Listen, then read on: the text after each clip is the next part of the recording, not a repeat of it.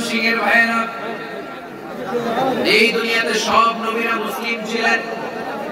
সব নবীরা সাইয়েদনা ইব্রাহিম আলাইহিস সালামের মতো, ইউসুফ আলাইহিস সালামের মতো আল্লাহর আদেশের সামনে আত্মসমর্পণ করেছে।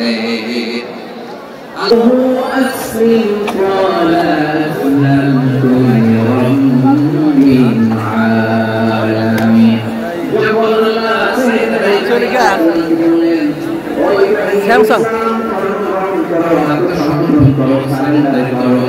আল্লাহর খলিল ইব্রাহিম আলাইহিস সালাম কোনো কথা চিন্তা না করে, ডানে বায়ে না তাকিয়ে, কোনো কিছু না ভেবে মুহূর্তেই বলে আসলামতু লিরাব্বিল আলামিন। গোটা বিশ্বের আল্লাহর সামনে আমি ইসলাম গ্রহণ করলাম, সারেন্ডার করলাম। সুবহানাল্লাহ।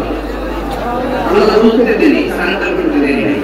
এভাবে নিজেকে আল্লাহর সামনে সঁপে দিতে হবে। আবার সাইয়েদনা ইউসুফ আলাইহিস সালাম বললেন, তাওয়াফানি মুসলিমান ওয়া আলহিকনি বিস-সালিহিন। ও আল্লাহ, মুসলিম হিসেবে তুমি আমাকে মৃত্যু দাও, আর নেককারদের সাথে তুমি একত্রে হওয়ার তৌফিক দাও। তবে আত্মসমর্পণকারী হিসেবে আমরা বাঁচতেও চাই, করতেও চাই। ঠিক না বলে? আমার প্রিয় ময়মনসিংহবাসী, এই যে এই দিকটা আপনাদের কষ্ট হচ্ছে না? আপনারা যদি চিৎকার চেঁচামেচি করেন, সাউন্ড ঠিক হবে, ঠিক হবে, কারণ লক্ষ লক্ষ জনতা সবাই চিৎকার করলে আমার সাউন্ড শুনবেন কি করে? এরপরে যে ধুলা বালি, খুব ডাস্ট, খুব নয়েজি এরিয়া হয়ে গেছে এই জায়গাটাতে। আমি বলবো জায়গা না পেলে পেছনে যান। আপনি ঢাকাঢাকি করে সামনে আসলে শৃঙ্খলা নষ্ট হবে। করোনা মাহফিলে শৃঙ্খলা নষ্ট করা কাম না। আওয়াজ করবেন না, বসে যান। বসতে না পারলে দাঁড়িয়ে থাকুন, না পারলে আস্তে আস্তে সেফ জোনে যান। যেখানে দেখতেছি ধাক্কা মারামারি, আমি ওখানে যাবো কেন? কি বলেন? বাইরে অনেক সদস্য এলইডি দেওয়া, এলইডিতে দাঁড়িয়ে শুনুন। এই জায়গায় ধাক্কা, ওই ধাক্কার মধ্যে আমি যে ধাক্কা দেওয়া দরকার আছে বলেন তো? একটা জায়গায় এমনি ধাক্কা থাকি, আমি যে রোজা রেখে ওইখানে ধাক্কা থাকি, বলে পরিবেশটা কি ভালো হবে না খারাপ হবে? দায়িত্বশীল আচরণ করুন। একটু দায়িত্বশীল আচরণ করুন। কেউ বললে আমি ঠান্ডা হবো এমন না, মেহরবানি করে বসুন। পেছনের ভাইদেরকে দেখতে দিন, কথা শুনতে দিন, মেহরবানি করে বসুন। মাশাআল্লাহ, এই তো মাশাআল্লাহ, ময়মনসিংহ অনেক কথা শুনে, মাশাআল্লাহ। হ্যাঁ, থাকুন, বসুন। কেউ কিছু ছুঁড়ে পারবেন না, মেহরবানি করে। খালি বোতল, খালি কাগজ ছুঁড়ে পারবেন না, মাশাআল্লাহ। তাহলে 10টা বৈশিষ্ট্যের প্রথম বৈশিষ্ট্য হচ্ছে আমরা আল্লাহর সামনে সারেন্ডার করব। আল্লাহর আদেশের সামনে আমার কোনো অপশন নাই যে আমি এটা চয়েস করলেও পারি, না করলেও পারি, মানলেও পারি, না মানলেও পারি, এরকম অপশন ইখতিয়ার কি আল্লাহ আমাকে দিয়েছে? না। সারেন্ডার। আল্লাহ তুমি যা বলেছো, আমান্না, আমান্না, আতা'না, আমান্না, আসলামনা, আল্লাহ মেনে নিলাম, শুনলাম, পালন করলাম। এটাই হচ্ছে মুসলিমের বৈশিষ্ট্য। আমার প্রিয় ময়মনসিংহের ভাইয়েরা, এই দুনিয়াতে সব নবীরা মুসলিম ছিলেন। সব নবীরা সাইয়েদনা ইব্রাহিম আলাইহিস সালামের মতো, ইউসুফ আলাইহিস সালামের মতো আল্লাহর আদেশের সামনে আত্মসমর্পণ করেছে। আল্লাহর সামনে নিজেকে সঁপে দিলেই সম্মান, আল্লাহর সামনে আত্মসমর্পণ করলেই ইজ্জত। ইসলামকে রেখে দিয়ে অন্য কোথাও ইজ্জত খুঁজলে আমাদেরকে বেইজ্জতি করে ছাড়বেন কে? এজন্য ওমর ফারুক রাদিয়াল্লাহু তাআলা আনহু বলতেন, নাহনু কওমুন আ'আজ্জানা আল্লাহু বিল ইসলাম ফাইন বিতাগাইনা আল ইজ্জাতা বিগাইরিহি আদাল্লানা আল্লাহ। আমরা এমন জাতি, যে জাতিকে আল্লাহ তাআলা ইসলামের মাধ্যমে সম্মানিত করেছেন, ইসলাম ছাড়া অন্য কোথাও গিয়ে আমরা সম্মান খুঁজি, আমাদেরকে বেইজ্জত করবেন কে? আমাদের সম্মান ইসলামে। ইসলাম সময়ের অপরিহার্য বাস্তবতা, অপরিহার্য বাস্তবতা। স্যামুয়েল হ্যান্টিংটন একটা বই লিখে গোটা বিশ্ব কাঁপিয়েছেন, দ্য ক্ল্যাশেস অফ সিভিলাইজেশন, সভ্যতার সংঘাত। এই পৃথিবীতে অনেক সভ্যতার উত্থান হয়েছে, পতন হয়েছে। প্রিয় ময়মনসিংহবাসী, আমার কথা শুনতেছেন? হ্যাঁ, শুনতেছেন? দেখি আওয়াজ করে পড়েন তো, লিল্লাহি তাকবীর। সবাই পড়েননি? এত লক্ষ মানুষ তাকবীর দিলে এই আওয়াজ হয়, আমি বিশ্বাস করি। সবাই পড়েন নাই, সবাই গলা ছেড়ে দিয়ে আওয়াজ করে পড়ুন তো, লিল্লাহি তাকবীর, লিল্লাহি তাকবীর, লিল্লাহি তাকবীর। The clashes of civilization, সভ্যতার সংঘাত। স্যামুয়েল হান্টিংটন একটা বই লিখে গোটা বিশ্ব কাঁপিয়েছে। বিভিন্ন সভ্যতার উত্থান এই পৃথিবীতে ঘটেছে, আবার পতন হয়েছে। এই পৃথিবীতে এসেছে আর্য সভ্যতা, বৈদিক সভ্যতা, মেসোপটেমিয় সভ্যতা, মহেঞ্জোদারো সভ্যতা, সিন্ধু সভ্যতা, অনেক সভ্যতা। এখন চলতেছে পাশ্চাত্যের ডমিনেশন, তারা এখন সুপার পাওয়ার। স্যামুয়েল হান্টিংটন বলে এক সভ্যতা, এক সুপার পাওয়ার বেশি দিন প্রভাব খাটাতে পারে না। এই পাশ্চাত্যের এই সভ্যতার একদিন কবর রচিত হবে, এটাও একদিন নিচে আনতে বাধ্য হবে। এরপরে এমন এক সভ্যতা জানাবে যে সভ্যতার পতাকার মধ্যে থাকবে লেখা লা ইলাহা ইল্লাল্লাহ। ওই সভ্যতার পতন পৃথিবীর কেউ করতে পারবে না, চিল্লায় বলেন ঠিক কি না? সেটাই হচ্ছে ইসলাম। নাহনু কওমুন আ'আজ্জানাল্লাহু বিল ইসলাম, আমরা এমন জাতি যে জাতিকে ইসলাম দিয়ে সম্মানিত করেছে কে? ফাইন ইবতাগাইনা আল ইজ্জাতা বিগাইরিহি আযাল্লাল্লাহ। ইসলাম ছাড়া অন্য কোথাও যদি আমরা সম্মান তালাশ করি, আমাদেরকে আল্লাহ তাআলা অপমানিত করে ছাড়বেন। আমার প্রিয় ভাইরা, প্রিয় ভাইরা, শান্ত হন, মেহেরবানি করে শান্ত হন। আপনারা চান যে ধাক্কাধাক্কি করে আমরা দেখার জন্য সামনে আসবেন, এরপর আমি দোয়া করে চলে যাই, এটাই চান নাকি? এটাই তো চান নাকি? তো এই যে আমি তো দেখতেছি বাম দিকে লক্ষ লক্ষ জনতা দাঁড়িয়ে আছে, হাজার হাজার মানুষ দাঁড়িয়ে আছে। আপনাদের সমস্যা কোথায়? এদিকে, এই দিকটা দেখি, পেছনে যান, চলে যান, পেছনে ধরে সেফ চলে যান, ব্যথা পাবেন, এখানে ব্যথা পাবেন। একটু জিকির করেন, সুবহানাল্লাহ, আলহামদুলিল্লাহ, লা ইলাহা ইল্লাল্লাহ, সুবহানাল্লাহ, আলহামদুলিল্লাহ, লা ইলাহা ইল্লাল্লাহ, সুবহানাল্লাহ, আলহামদুলিল্লাহ, লা ইলাহা ইল্লাল্লাহ। সবাই পড়ুন, সুবহানাল্লাহ, আলহামদুলিল্লাহ, লা ইলাহা ইল্লাল্লাহ।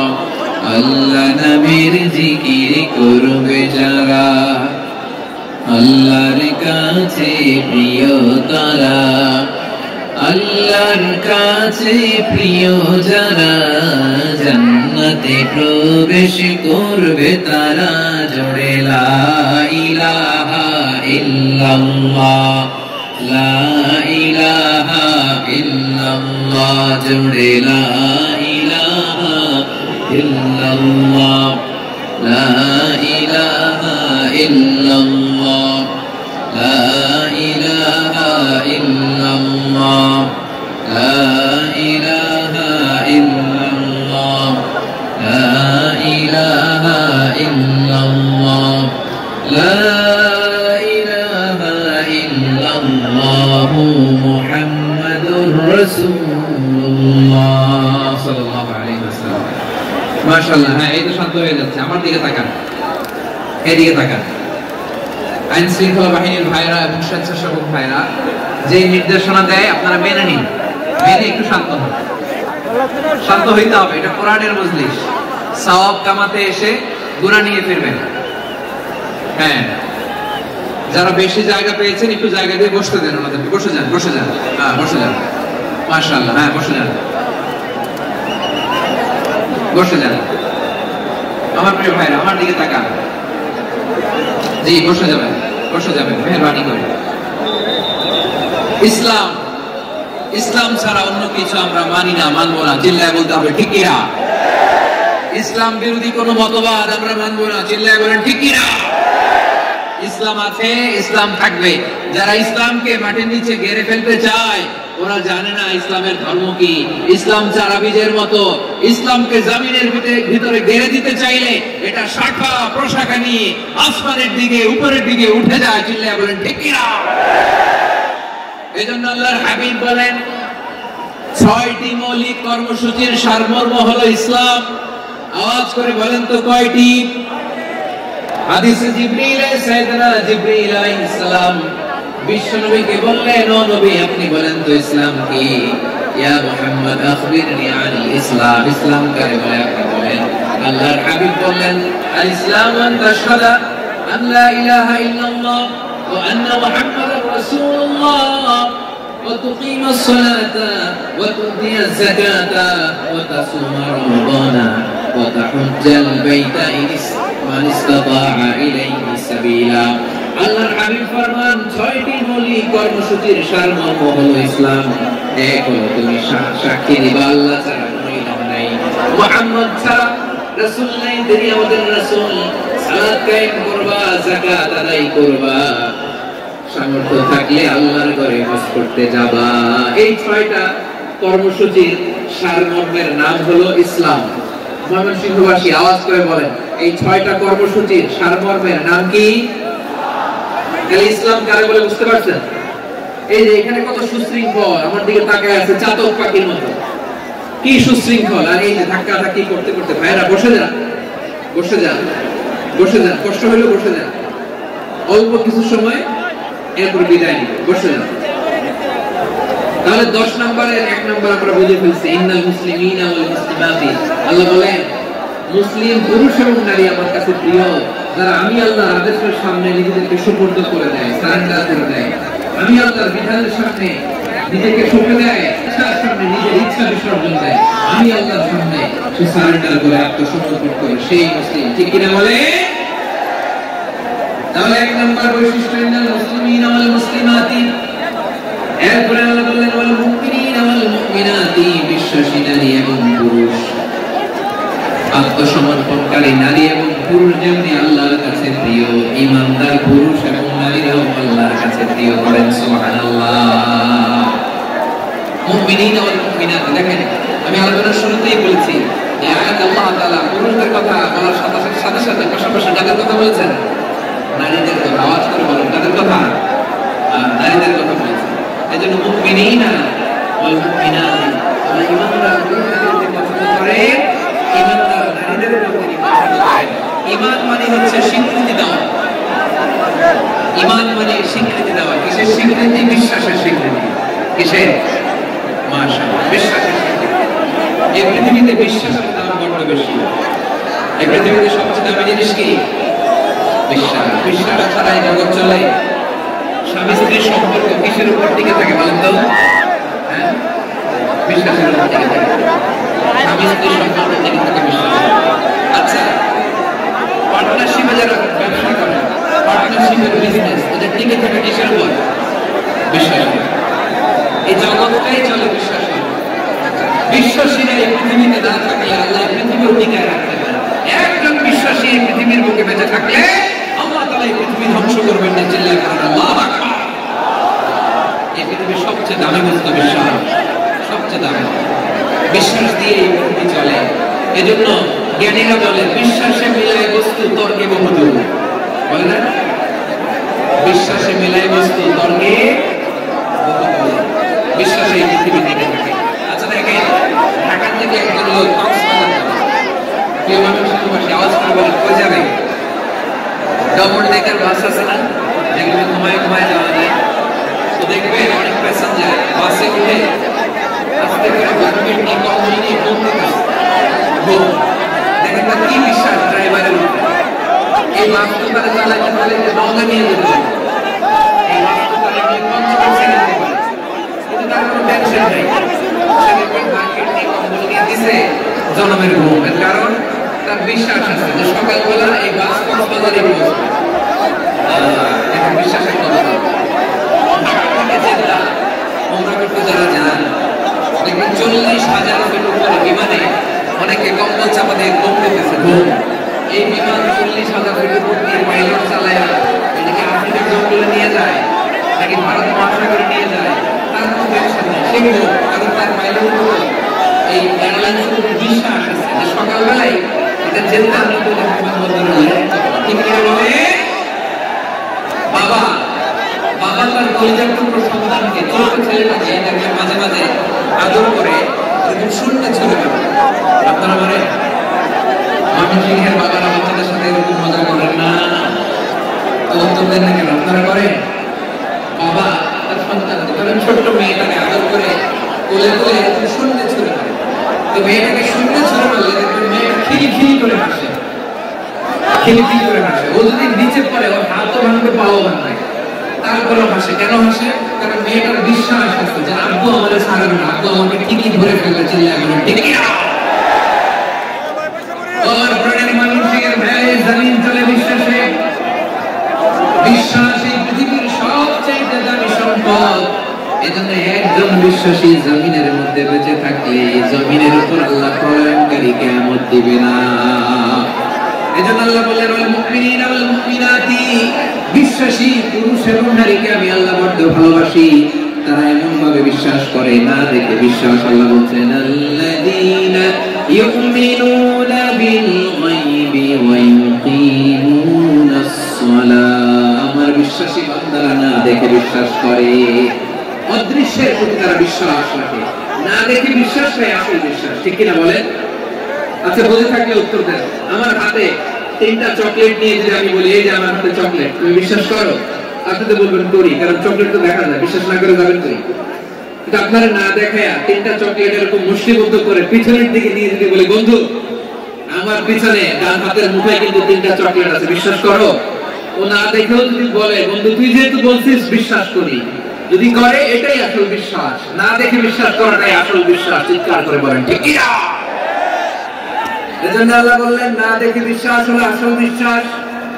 অদৃশ্যের প্রতি বিশ্বাসকে বলে প্রকৃত বিশ্বাস। আল্লাযীনা ইউমিনুনা বিল গায়ব, আমার বান্দারা না দেখে আমি আল্লাহর উপর বিশ্বাস করে।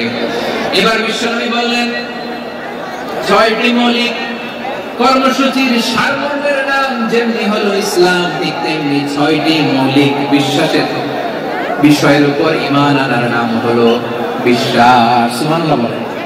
6টা মৌলিক বিষয়ের প্রতি আপনি বিশ্বাস রাখেন, এটা হচ্ছে ঈমান। সেটা কি? সাইয়েদনা জিবরাইল বললেন ইয়া মুহাম্মদ আখবিরনি মাল ঈমান। ঈমান কারে বলে বলো? আল্লাহর নবী বললেন আন তুমিনা বিল্লাহ, আল্লাহর উপর ঈমান আনবা। কার? আরো জোরে বলেন কার উপর? আল্লাহ নামটা আপনাদের ভালো লাগে? আল্লাহর জিকির যে করছেন কেমন লাগে? সবাই মিলে গলা ছেড়ে আল্লাহর ডাক দেন তো, বলেন আল্লাহ। আরো জোরে আল্লাহ। প্রাণ খুলে একসাথে ইয়া আল্লাহ। আল্লাহর নাম যতই জপি ততই মধুর লাগে, নামে এত মধু থাকে কে জানি তো আগে।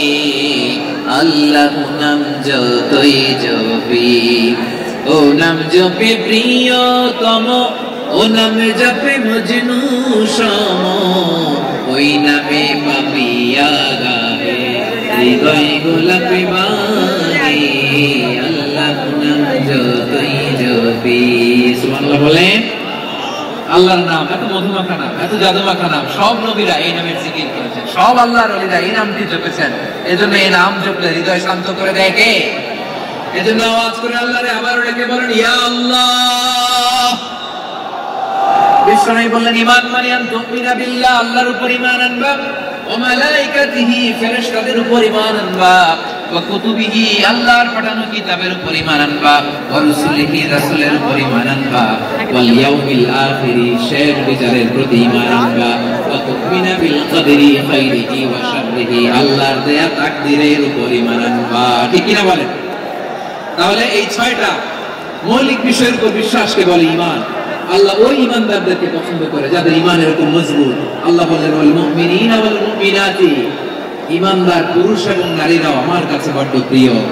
তাহলে আমার প্রিয় ভাইরা, ইসলাম যেমনি বলেছেন সারেন্ডার, ঈমান মানে হচ্ছে বিশ্বাস, বিশ্বাসের স্বীকৃতি। এই বিশ্বাস না থাকলে ওই মানুষের কোনো দাম নাই। ঈমান ছাড়া নেক আমলের কোনো দাম নাই। ঈমান হলো সংখ্যার মতো, নেক আমল হলো শূন্যের মতো। বুঝে থাকলে উত্তর দেন। ঈমান কিসের মতো? কথা বলে না, বোঝে নাই বোধহয়। ঈমান কিসের মতো? সংখ্যা। আর নেক আমল শূন্য। আচ্ছা, আপনি ঈমান আনেন না, ঈমান ছাড়া খালি নেক আমল, তাহাজ্জুদ, নামাজ, রোজা, জিকির, আজকার, এক এক ইবাদতের কারণে খালি শূন্য পাইতেছেন। শূন্য পেতে পেতে পেতে পেতে হাজারটা শূন্য। এটার কোনো দাম আছে? কথা কয় না, দাম আছে। কিন্তু আপনি ঈমান আনার পর একটা সংখ্যা পেয়ে গেলেন 1। এবার নেক আমল করলে একের পাশে শূন্য বসে গেলে কত হয়? 10। এবার আবার দান করলেন, আরেকটা শূন্য পাইছেন, কত হইছে? এবার আল্লাহর কোরআনের তেলাওয়াত করলেন, আরেক শূন্য, কত হইছে? এবার জিকির করলেন, আরেক শূন্য, কত হইছে? আবার ভালো কাজ করলেন, আরেক শূন্য, কত হইছে?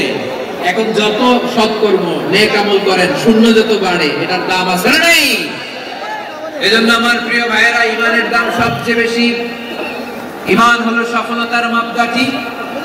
টাকা যার বেশি সে সফল নয়, এই সমাজে দাপট যার বেশি সে সফল নয়, এই সমাজে খ্যাতি যার বেশি সে সফল নয়, যার হৃদয়ে ঈমান আছে, বিশ্বাস আছে, সেই সফল। ঠিক কি না? এজন্য রব্বুল আলামিন বলেন, কদ আফলাহাল মুমিনুনাল্লাযীনা হুম ফি সালাতিহিম খাশিউন। সফল হয়েছে তারা, ঈমান এনেছে যারা। আমার প্রিয় ময়মনসিংহবাসী, ঠিক আছে, বিদায় নেই না? বিদায় নিব তো। প্রিয় ভাইয়েরা, এই 1 ঘন্টা যাবত আমি শান্ত হতে বলার পরেও এইখান থেকে ধাক্কা আসতে আসতে মাঝখানে অন্য কেউ শুনতে দিচ্ছেন না, নিজেও শুনতেছেন না, রোজাদারদের কষ্টের কারণ হইতেছেন। কি হইল তাহলে বলেন? ময়মনসিংহের জেনজি এরকম করলে হবে? এটা তো জানি আমরা, লোক হয়ে গেছে বেশি, ধারণ ক্ষমতার চেয়ে লোক বেশি। এটা তো আপনারা দেখে আসতেছেন, কত প্ল্যান প্রোগ্রাম করে পুরো বিভাগীয় পুলিশ কমিশনার, পুলিশের এসপি, ডিসি মহোদয়, সব থানার ওসি, সব বাহিনী, অল প্রোটোকলস, সব দলের রাজনৈতিক নেতৃবৃন্দ একসাথে হয়ে, all force are working together to completely end the programme successfully. তো ওনারা মাসের পর মাস কষ্ট করে এরকম আয়োজন করবেন, আর আপনারা কয়েকশো মানুষ ধাক্কা ধাক্কি করে বিশৃঙ্খলা করে এটা কি করলেন? হ্যাঁ, আর যে পয়েন্ট গুলো আছে এগুলোকে আমি শেষ করবো না, শেষ করে দিব। হ্যাঁ, শান্ত হন, শান্ত হন, শান্ত হন। বিভিন্ন মহাসমাবেশে তো আমরা দাঁড়ায় দাঁড়িয়ে কথা শুনি, কি বলেন? জায়গা পাওয়া যায় তো দাঁড়িয়ে শোনেন না, কান দিয়ে খেয়াল করে শোনেন। আমি 10 থেকে 0 করবো, 0, 10 থেকে 0। যদি আওয়াজ হয় বিদায়, আর শান্ত হইলে কথা চলবে। 10, 9,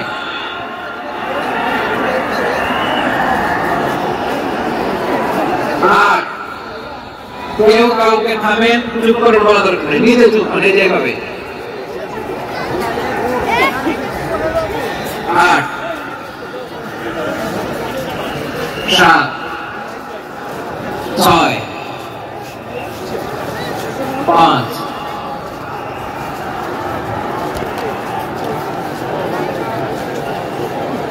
4,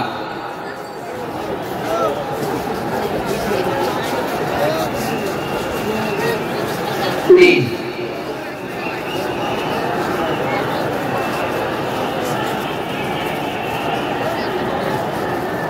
2, 1,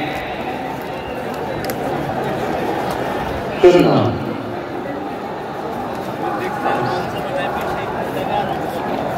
আমার প্রিয় ভাইরা, এই ঈমান হলো সফলতার মাপকাঠি।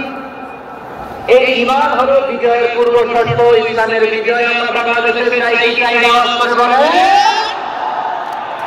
রব্বুল আলামিন বলেন, ওয়ালা তাহিনু ওয়ালা তাহজানু ওয়া আনতুমুল আ'লাউনা ইন কুনতুম মুমিনিন।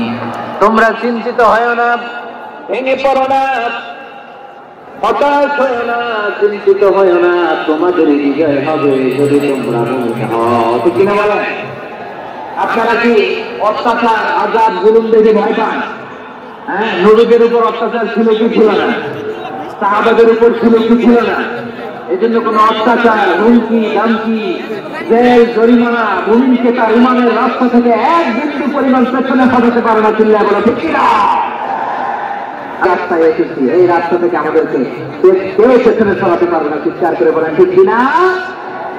আল্লাহ আমাদেরকে সুসংবাদ দেন, ওয়ালা তাহিনু ওয়ালা তাহজানু ওয়া আনতুমুল আ'লাউনা ইন কুনতুম মুমিনিন। হতাশ হয়ো না, নিরাশ হয়ো না, ভেঙে পড়ো না, তোমাদের বিজয় হবে যদি তোমরা মুমিন হও। এই জন্য ঈমানের পথে আমরা থাকতে চাই কি চাই না? ঈমানের পথে অবিচল থেকে আমার মরণ যেন হয়। সবাই পড়ে না আমি? ঈমানের পথে অবিচল থেকে আমার মরণ যেন হয়। তোমারই কাছে মিনতি আমার, তোমারই কাছে মিনতি আমার, মহামহিম দয়াময়। ঈমানের পথে অবিচল থেকে আমার মরণ যেন হয়। পড়েন আমিন। তাহলে মুসলিম ওয়াল মুসলিমাত, আল্লাহ বলে যে নারী এবং পুরুষ আমি আল্লাহর বিধানের সামনে আত্মসমর্পণ করে তাদের আমি ভালোবাসি। আবার যে নারী এবং পুরুষ আমার উপর, আখিরাতের উপর, নবীর উপর বিশ্বাস স্থাপন করে তাদেরকে আমি ভালোবাসি। বিশ্বাস হলো সবচাইতে দামি, ঠিক কিনা? তাহলে মুসলিম মুসলিমাত গেল, মুমিনিন মুমিনাত গেল। এরপর আল্লাহ তাআলা বলেন আল কানিতিন ওয়াল কানিতাত, অনুগত নারী ও পুরুষ, অনুগত obedient to Allah, they present their highest loyalty to Allah, যারা আল্লাহর সামনে নিজেদের আনুগত্যের সর্বোচ্চ নমুনা পেশ করে, যারা আল্লাহর সামনে অনুগত হয়ে অটল থাকে, আল্লাহর আনুগত্যে নিজেকে যারা পেশ করে তাদেরকে বলে কানিতিন কানিতাত, অনুগত বান্দা বান্দী, অনুগত পুরুষ এবং নারী। কি ভাইয়েরা থামবেন না আপনারা? না মুনাজাত দিয়ে দিন, নাকি মুনাজাত দিয়ে দিন। থামবে না, তোমরা তো নিয়োগ করে ফেলতে থামবে না, আমারে উঠানোর আগ পর্যন্ত থামবে না। রোজা রেখে 1টা ঘন্টা এরকম থাকাথাকি করলে হবে? হবে? হ্যাঁ, জায়গা না পেলে আস্তে আস্তে সরে যাবেন, চলে যাবেন। একে অপরকে কষ্ট দেওয়া ঠিক হচ্ছে না প্রিয় ভাইরা, একটু থামেন, আমার কথা আলোচনাটা শেষ করতে দেন।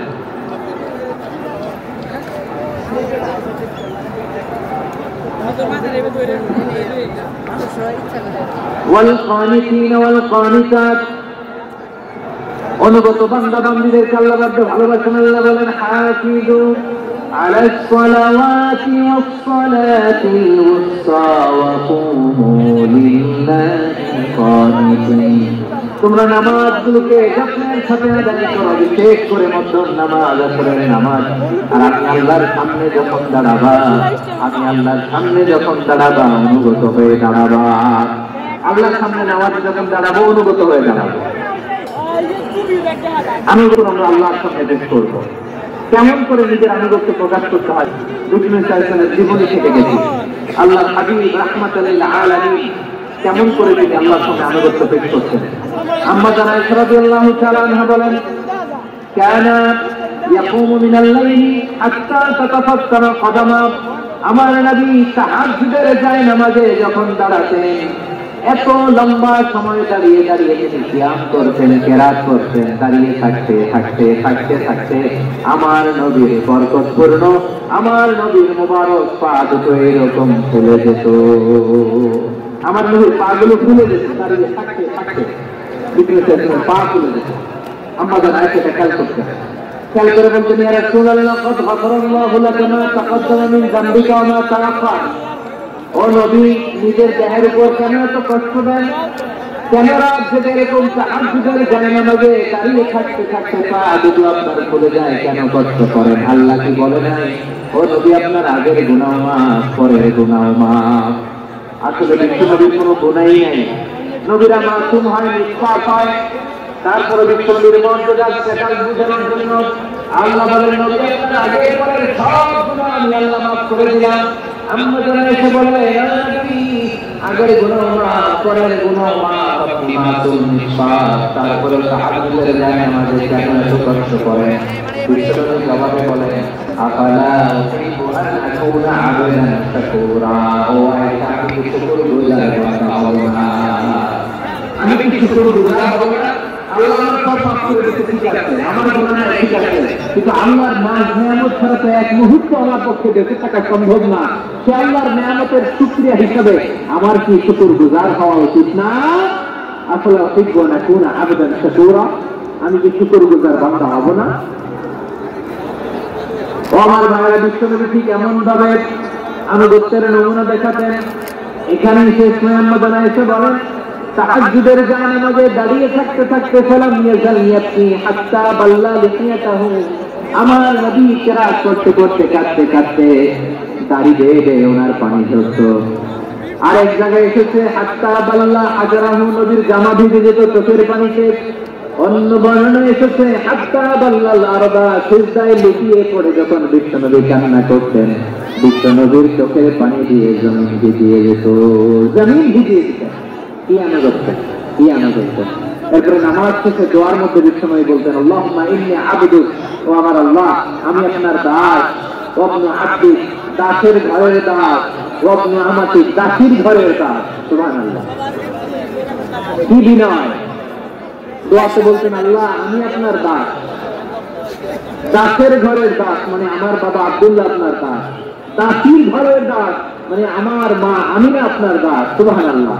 নাসিয়াতি বিয়াদিক, আমার মাথার চুলের ঝুঁকি আপনার হাতের মুঠোয়, আপনি যেখানে টানেন ওইখানে আমি যেতে বাধ্য।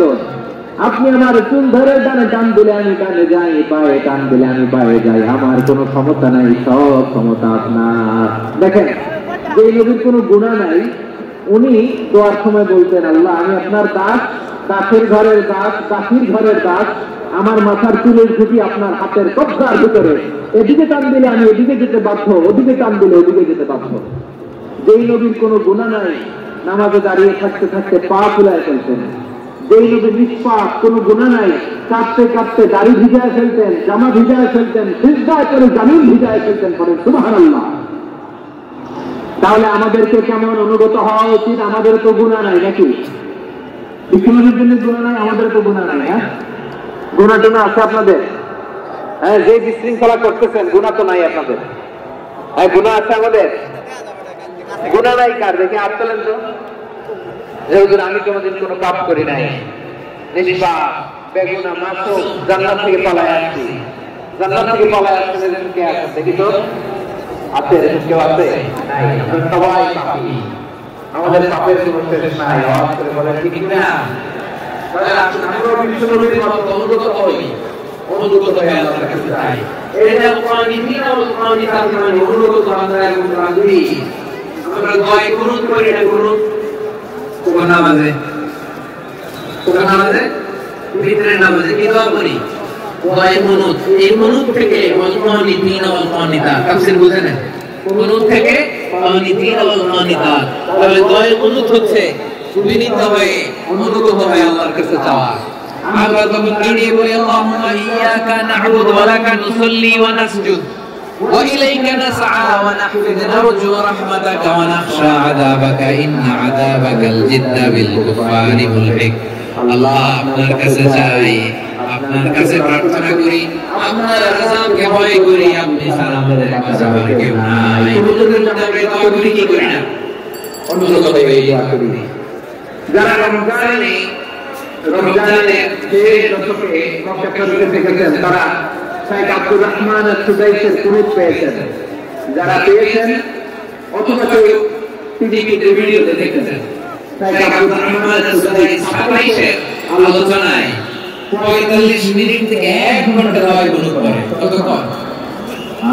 আল্লাহুম্মা হদিনা ফীমান হাদাইত ওয়া আফিনা ফীমান আফাইত ওয়া তাওয়াল্লানা ফীমান তাওয়াল্লাইত وبارك لنا فيما أعطيت وقنا واصرف عنا برحمتك شر ما قضيت فإنك تقضي بالحق ولا يقضى عليك.